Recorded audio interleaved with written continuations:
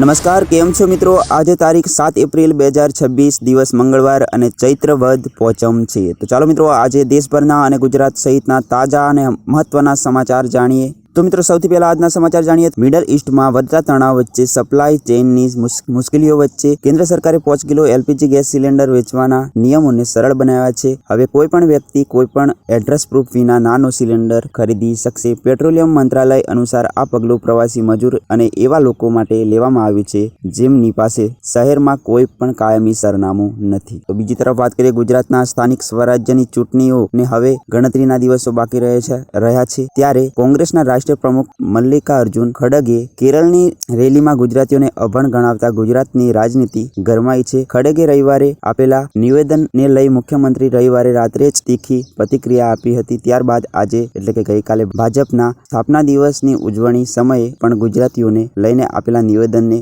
વખોડી કાઢ્યું હતું। તો આગળની વાત કરીએ મિત્રો, હવામાન વિભાગ દ્વારા આવતીકાલે એટલે કે આજે 7 એપ્રિલે રાજ્યમાં કમોસમી વરસાદની આગાહી કરી છે। હવામાન વિભાગના ડાયરેક્ટર ડોક્ટર A.K. દાસના જણાવ્યા અનુસાર ગુજરાતમાં છૂટાછવાયા વાદળથી મધ્યમ વરસાદની શક્યતા રહેલી છે અને અત્યારે 2 સિસ્ટમ સક્રિય થતા વરસાદની આગાહી કરવામાં આવી છે। સાથે જ 40 કિલોમીટર પ્રતિ કલાકની ઝડપે પવન ફૂંકાવાની સંભાવના હોવાથી આગામી 2 દિવસ માછીમારોને દરિયો ન ખેડવાની પણ સૂચના આપવામાં આવી છે। તો બીજી તરફ વાત કરીએ મિત્રો, આજવા રોડ પર આવેલા RMS પોલિટેકનિક્સ રોજગાર કચેરી સાથે મળીને મેગા જોબ ફેર 2026 યોજાયું હતું, જેમાં 389 ઉમેદવારોને નોકરીની ઓફર અપાઈ હતી। આ મેળામાં 35 કંપનીઓ જોડાઈ હતી અને 1000 થી વધુ જગ્યાઓ પસંદગી પ્રક્રિયા હાથ ધરાઈ હતી, જેમાં Alembic, Voltas, MRF tyres, Apollo tyres, UPL, PVR, આઇનોક અને સ્નાઇટર જેવી કંપનીઓમાં ઇન્ટરવ્યુ લીધા હતા। તો મિત્રો, હવે દેશ વિદેશના યુદ્ધને લઈને એક મહત્વના સમાચાર છે। ઇઝરાયેલે સોમવારે ઈરાનની સાઉથ પાર્સ ગેસ ફિલ્ડ ફરીથી મિસાઇલ હુમલો કર્યો છે। આ વિશ્વની સૌથી મોટી ગેસ ફિલ્ડ છે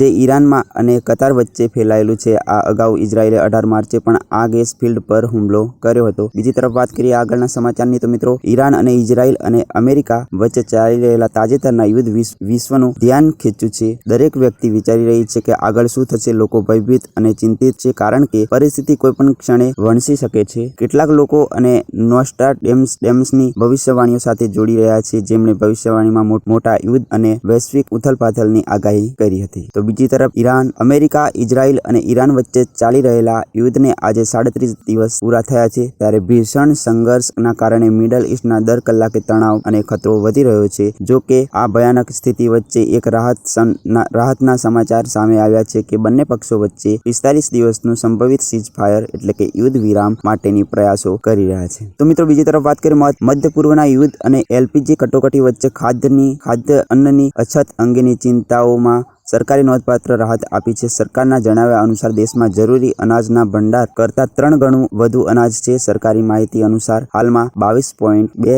મિલિયન મેટ્રિક ટન ઘઉં અને 38 મિલિયન મેટ્રિક ટન ચોખા, કુલ 60.2 મિલિયન મેટ્રિક ટન ખાદ્ય અન્ન ઉપલબ્ધ છે। તો બીજી તરફ અહેવાલો અનુસાર ઘૂસણખોરી અને ગુનાહિત પ્રવૃત્તિઓ રોકવા માટે બાંગ્લાદેશની સરહદે આવેલી નદીઓમાં સાપ અને મગરનો ઉપયોગ કરવાની શક્યતા શોધવા માટે BSF ફિલ્ડ યુનિટ્સને કહેવામાં આવ્યું છે કે 26 માર્ચના કથિત આદેશમાં કહેવામાં આવ્યું છે કે સરીસૃપનો ઉપયોગ કરી ગૃહમંત્રી અમિત શાહ સૂચનાઓ અનુસાર છે।